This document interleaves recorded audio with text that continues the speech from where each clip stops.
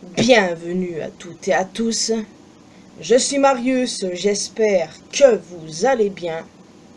En tout cas, de mon côté, on va dire que ça va, même si j'ai passé un week-end éprouvant. Il y a eu de nouveaux licenciements, de nouveaux départs à la WWE, et je me suis dit qu'il fallait quand même que j'en parle en vidéo cette fois-ci. Ça fait un moment que je ne parle plus des licenciements vidéo, tout ça. Mais là, je me suis dit que c'était quand même le bon moment parce qu'il y a une sacrée liste et des noms surprenants qui apparaissaient pourtant toujours lors des shows WWE ces dernières semaines. Vraiment des noms extrêmement surprenants. La liste est la suivante. Dakota Kai, Braun Strowman, Kayden Carter, Katana Chance, Shayna Baszler, Gigi Dolin, Cora Jade, Eddie Thorpe, Riley Osborne, Jakara Jackson, Mark Coffey, Joe Coffey, Wolfgang, Oro Mensah, Javier Bernal, Danny Palmer et Shotzi.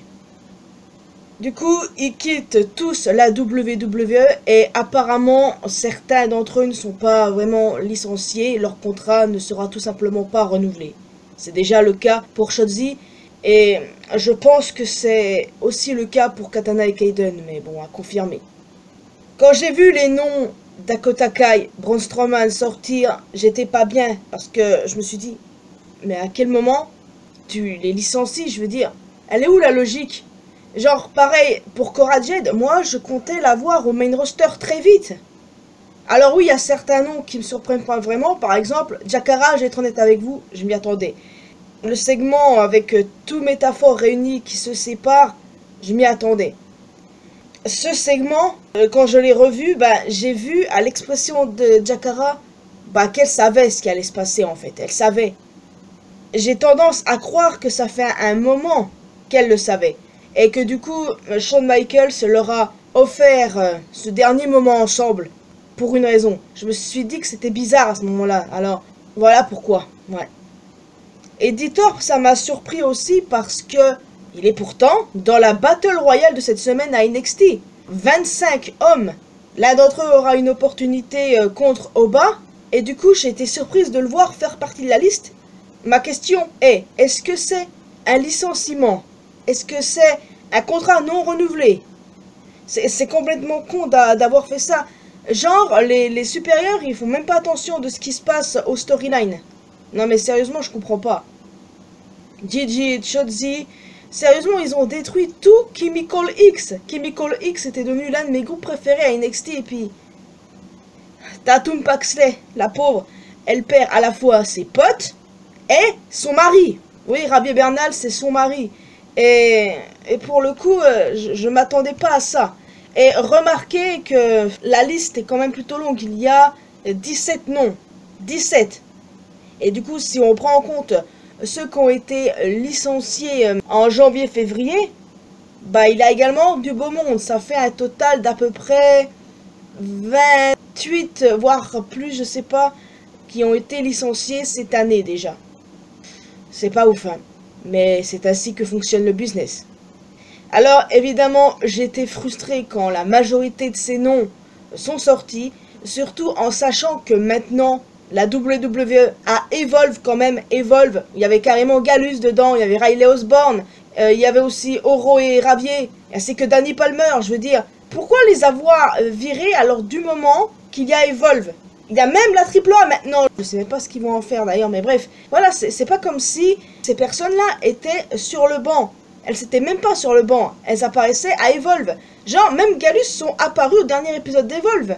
Et vu que c'est des épisodes enregistrés, je serais pas étonné de voir certaines de ces têtes licenciées dans un épisode à venir. Je comprends pas. Je comprends vraiment pas. Et surtout, Riley Osborne, on en parle. Le mec, il est quand même blessé et il est viré. Ça, par contre, je trouve ça absolument lamentable. Ils ont fait le coup avec Karl Anderson en plus en février. Ouais, il a fait partie de la vague de février, je crois. Enfin, toujours est-il qu'ils l'ont déjà fait avec lui. Là, maintenant, ils le font avec Riley Osborne, qui n'a absolument pas mérité ça. Et je trouve ça absolument lamentable.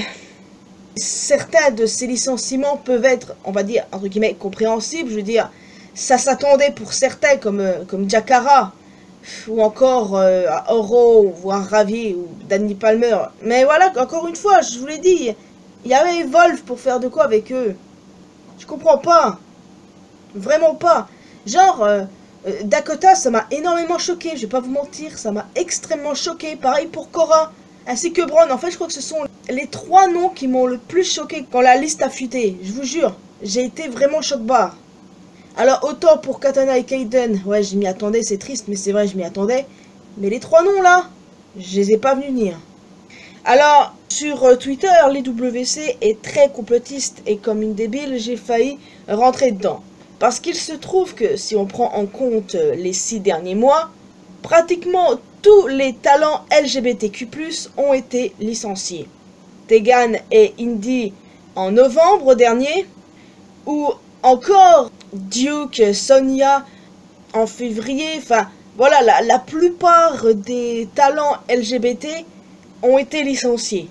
À l'heure actuelle, il n'y a que Piper, mais bon, probablement d'autres. Mais je ne veux pas sortir de nom de peur de dire des conneries parce que bon, moi je veux pas faire de la désinformation, voilà. Voilà, j'ai été sur ce côté très complotiste à un moment donné, ouais, je l'admets, parce que honnêtement, la représentation LGBT dans le catch, j'y tiens vraiment. Et d'avoir vu ces noms qui font partie de la commu LGBT, bah, ça m'a pas énormément plu parce que dans ceux qui ont été licenciés... du coup, de la nuit de vendredi à samedi, Shayna est queer, Eddie Thorpe est un allié, ouais, un allié, et il se cache pas de le dire. Enfin, ce que je veux dire, c'est que, à un moment donné, j'ai vu ça en mode complotiste et tout, je l'avoue. Mais un ami avisé sur Twitter, je crois bien l'une des rares personnes à avoir du bon sens sur ce réseau d'ailleurs, eh bien, il m'a ouvert les yeux. Et je me suis dit, bah il a raison, je vais pas rentrer dedans, je vais pas sauter là-dedans à pieds joints, c'est ce qu'il cherche. Ça fait mal de voir des femmes se faire virer, surtout en sachant que bah t'as des titres mid-card pour les femmes maintenant. Et eux, ils renvoient des femmes. Je veux dire, à quel moment c'est logique ça? Les titres par équipe féminin aussi, à quel moment c'est logique? Genre, tu vires une moitié de pour Fashion Collective, tu vires une équipe complète, enfin... Il y a ça qui est complètement incompréhensible. Mais voilà, le côté par contre LGBT, faut arrêter d'être complotiste. Autant vous avez le droit d'être frustré parce que certains noms sont surprenants, incompréhensibles, surtout en sachant la création des titres, etc. Vous avez le droit d'être frustré à ce sujet, je le suis également. Mais dire que la WWE est LGBT-phobe, c'est totalement faux parce que t'as encore des talents queer là-bas, c'est clair et net. Par contre, les alliés, bah ils sont nombreux. Chelsea Green, elle n'a pas peur de le dire. Pareil pour Finn Balor, on sait que c'est un gros supporter de la communauté LGBT. Ça fait des années, on le sait.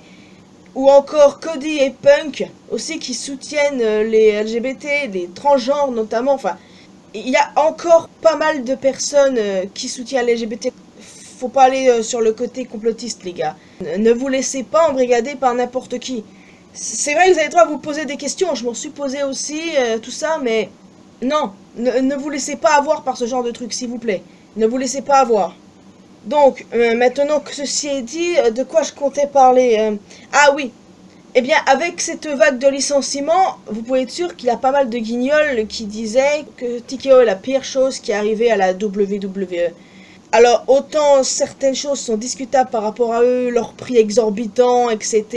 Oui, d'accord. Mais en quoi c'est la pire chose? Genre, les licenciements, on en a toujours eu.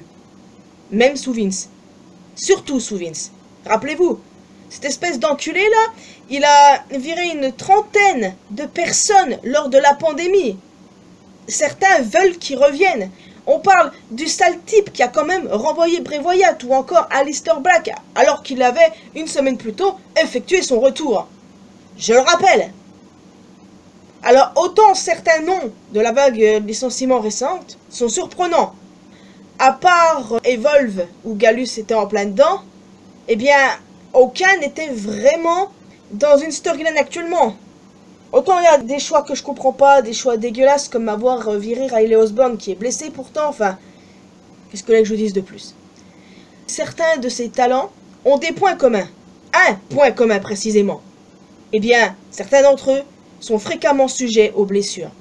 Dakota Kai, Cora Jade, Braun Strowman qui a les genoux pétés, Même des personnes comme Rami Bernal, Danny Palmer, qui sont littéralement sortis de blessures assez compliquées. Pareil pour Shotzi.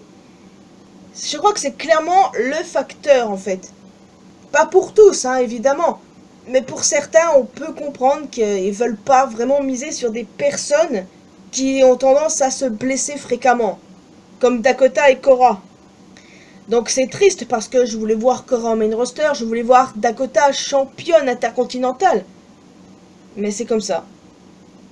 En tout cas, voilà, Braun Strowman qui nous a livré des dingueries contre Bronson Reed et contre Jacob Fatu, ça j'oublierai pas, c'était génial. Et tout ce que je leur souhaite maintenant, c'est qu'ils s'épanouissent ailleurs. Les talents d'NXT vont devoir attendre 30 jours et ceux du main roster 90. Donc, entre-temps, ils ont le temps de se remettre de leurs émotions pour trouver ce qu'ils vont faire ensuite. Je suis vraiment dégoûté pour Riley Osborne quand même, mais le mec il est viré alors qu'il est blessé, je trouve ça dégueulasse, mais bon, ce que vous voulez que je vous dise. J'en imagine déjà pas mal à la TNA pour être honnête avec vous, notamment Jakara Jackson, je trouve qu'elle correspond totalement au produit de la TNA. Gigi Dolin parce que son fiancé c'est Zachary Wentz et il est là-bas donc ça paraît logique. J'ai hâte de la voir revenir en tant que Priscilla Kelly. Pour ce qui est de Cora Jade en tant qu'Eliana Black, j'ai vraiment hâte parce qu'Eliana Black, c'était quelque chose quand même. Je l'imagine bien la TNA aussi. Katana et Kaden aussi, elles peuvent aider la division par équipe là-bas.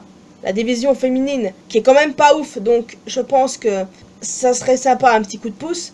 Shayna, je la vois totalement à la AEW, pourquoi pas avec les Death Riders. Certains retourneront peut-être sur la piste UK ou en Indie, enfin, je me fais pas trop de soucis. Pour ce qui est de Dakota, j'aimerais beaucoup la voir au Japon. J'aimerais beaucoup la voir à Stardom, pour être honnête avec vous. Et puis si Eddie Thorpe, qui est son compagnon dans la vraie vie, retourne au Japon, bah, j'imagine qu'elle le suivra et qu'elle pourrait s'épanouir là-bas, je pense. Mais en tout cas, voilà, Dakota au Japon, en vrai, je signe tous les jours. Kaden et Katana à la TNA, Shayna à la AEW, Gigi et Cora à la TNA aussi, Jakara. Ce serait cool d'en voir certains en France d'ailleurs. Voir genre Dakota en France ou encore...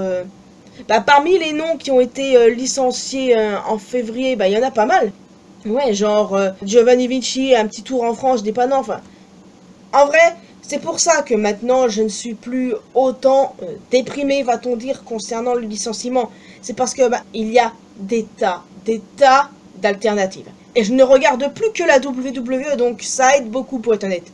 Avant, quand je regardais que la WWE, j'étais complètement déprimé quand il y avait des licenciements. Mais depuis que je regarde la AEW, la TNA et tout le reste, ben je vous avoue que ça me fait chier, évidemment, parce que un licenciement, ça me fait toujours chier. Ça me rend toujours triste. Mais je positive parce qu'ils trouveront toujours quelque chose ensuite à faire. Et puis qui sait, certains d'entre eux pourront revenir à la WWE dans le futur. Donc voilà les amis, je ne vais pas m'éterniser longtemps là-dessus. J'ai dit ce que j'avais à dire. Il y a toujours eu des licenciements à la WWE. Il y en aura toujours, surtout après WrestleMania. Ça a toujours été ainsi.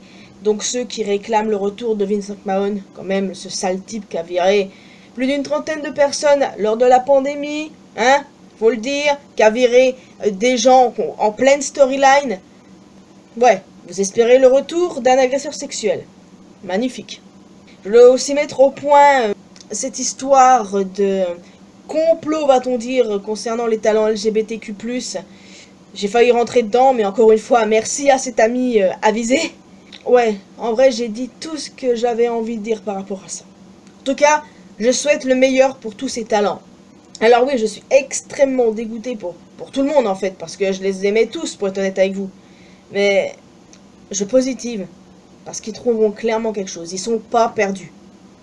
Je suis juste extrêmement impatiente de voir ce qu'ils vont faire. Et pareil, pour les talents licenciés en février, cette semaine, normalement... ils sont libres de signer avec qui ils veulent, d'aller où ils veulent. Et j'ai vraiment hâte de voir ce qu'ils vont faire. Donc, je vous laisse officiellement ici. N'hésitez pas à vous abonner à cette chaîne si ce n'est pas encore fait, à ma chaîne principale. Me retrouver sur mes réseaux sociaux, bien sûr. Et évidemment, voilà, on se retrouve dans une prochaine vidéo un peu plus positive. N'est-ce pas? Prenez bien soin de vous. Ciao.